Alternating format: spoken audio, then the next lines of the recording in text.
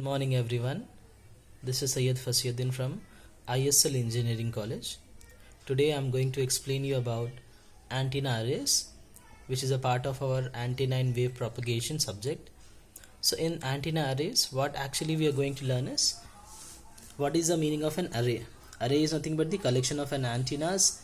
We just want to get its direction, its directivity and desired direction, and its radiating pattern. So we know it, antenna arrays we are classifying into two categories. One is the linear, another is the uniform. So what is the linear part? In linear, an antenna array is there if the elements of the antenna arrays are equally spaced along a straight line. Means we are going for one specific straight line. We are going to design an antenna arrays. So what is the use of this antenna arrays? As you can see over here, we are going to design an array of antennas.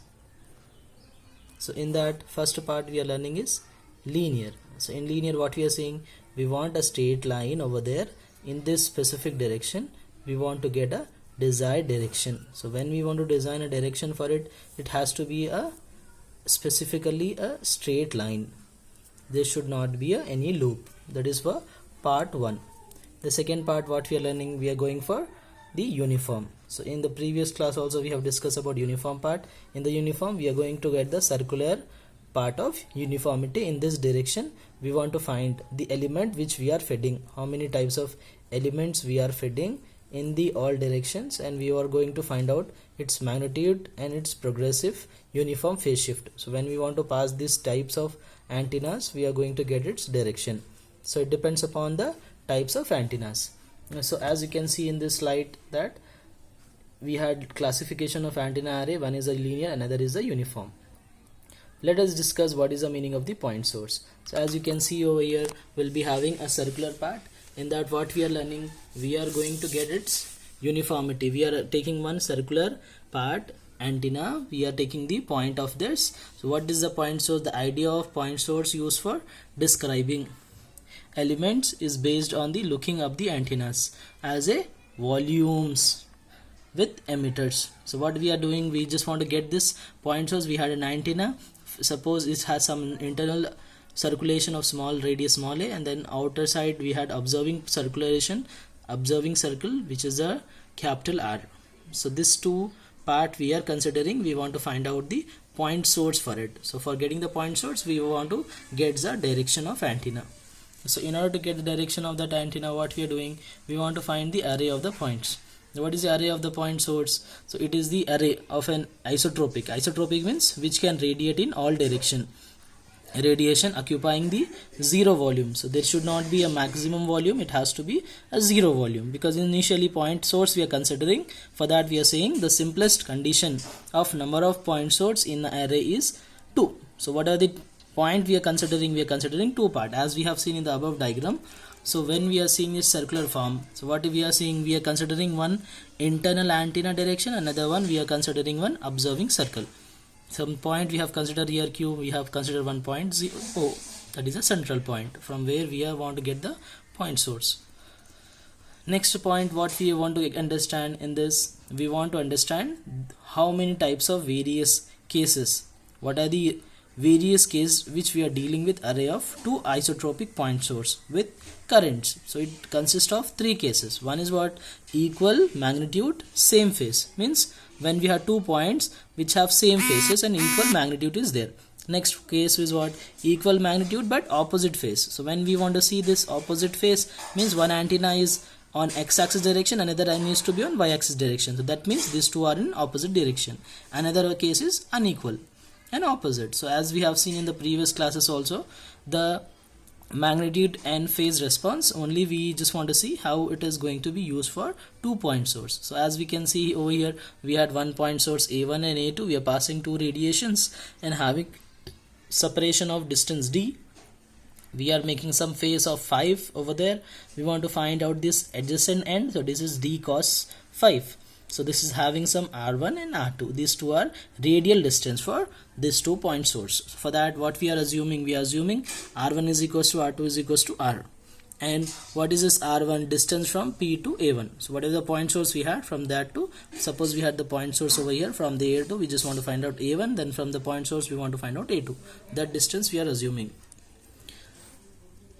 Next part, we want to find out the path difference. So path difference depends upon the distance which we obtained. So what is that? This is also d cos 5. So d cos 5 is nothing but the path difference. If you want to find out the internal path difference, for that it is d cos 5 by lambda, which is in terms of wavelength. Similarly, if you want to find out the phase angle phi chi, it is given by phase angle is equals to chi is equals to 2 pi into path difference. So pi 2 pi as it is, what is the path difference we had? We had d cos phi over there, so d cos phi by lambda. So d cos phi by lambda is over here. Now we want to find out the phase shift.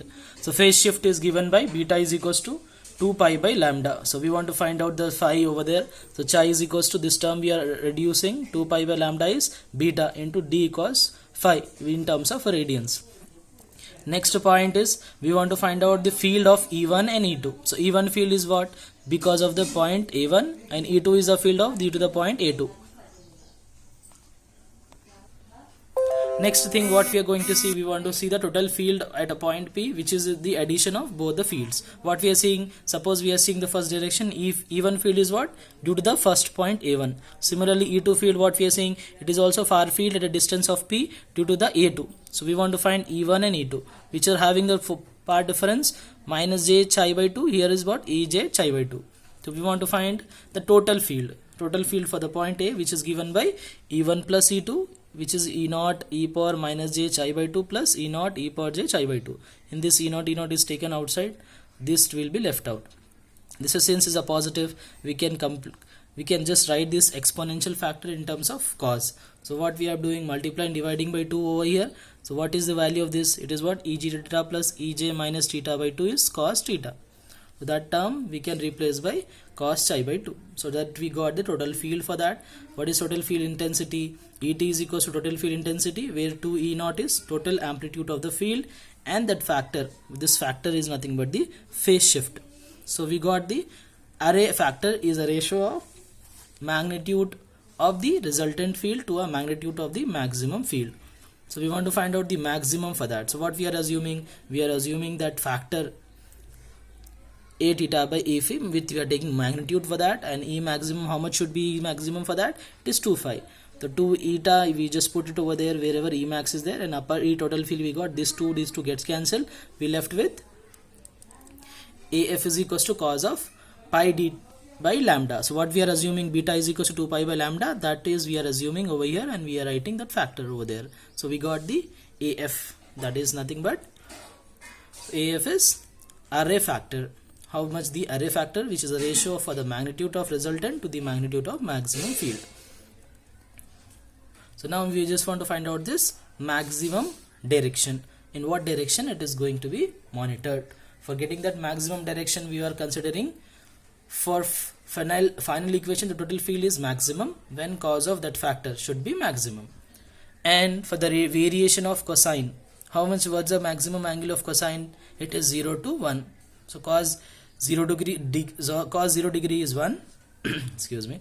Cos 90 degree is 0. So we are taking cos 0 degree as 1. So that's what? Maximum amplitude for that is 1. Hence we can say that condition for maxima is given by that cos complete term needs to be compared with 1. So now what is the left out term now? Cos, that same factor we write, beta also we had. Beta what is the value of beta? 2 pi by lambda, and then the distance is what? Lambda by 2. Lambda cancel, 2 to cancel. We're left with pi by 2 cos phi is equals to plus or minus 1.